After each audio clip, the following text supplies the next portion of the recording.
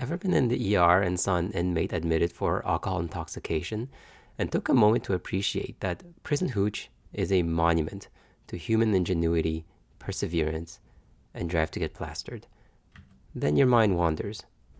If I was imprisoned in the hospital, more than I am now, could I make hooch? This video is to address those intrusive thoughts. To make hooch, you'll need fermentables, as in sugars, yeast, and nutrients, maybe. Yeast is easy.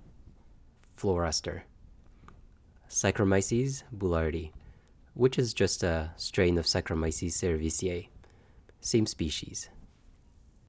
Florester is stocked in most hospitals as prevention of C. difficile colitis, where it pushes out C. difficile by gentrifying your gut after it opens a craft brewery, a kind of internal self-brewery, or auto-brewery, if you will.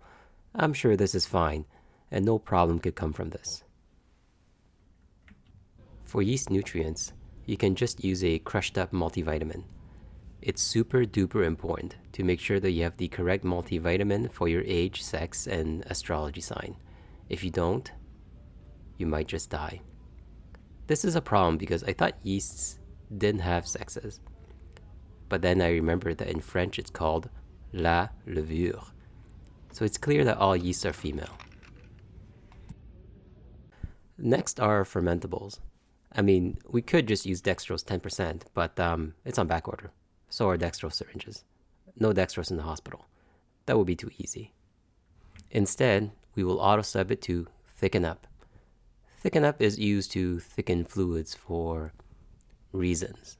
Something SLP, something dysphagia. I don't know. Don't ask me. This particular formulation is made of pre-gelatinized cornstarch, which unfortunately is not directly fermentable. But starch is made up of glucose, which is fermentable. Despite concentrated starch being abundant in nature, yeasts can't break it down into fermentables. Yeasts can only metabolize simple sugars, so it must rely on a co-evolutionary partner, the human. Inebriants are as much a part of human history as memeing. Honestly, I think all of these are pretty much garbage, unless the white powder in the last one is PEG. The oldest evidence of alcohol production dates back to the Neolithic period, which predates the pyramids and even the birth of Joe Biden. Alcoholic beverages was such an important part of humanity that it is thought that the desire to drink beer drove the development of agriculture, leading to civilization and ultimately leading to beer pong. The first alcoholic beverages were likely from fruits that fermented without human intervention. Fruit wants to be alcohol, making Welch's grape juice a crime against nature.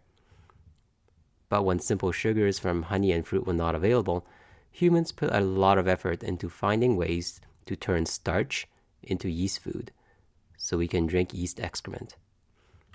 The OG method was to ask some poor fellas to chew on starches and use their salivary amylase to break down the spat-out mash, which is then fermented into alcohol. We recruited the nasty Aspergillus mold, which secretes amylases and also aflatoxin. But don't worry, they made it kawaii by domestication. We also malted grains to induce amylase production. This is called diastatic malt, enzymatically active malt that can break down other starches. This is how beer and some spirits are made. Now, you probably noticed a pattern here. There's a common theme for amylose saccharification. We need amylase.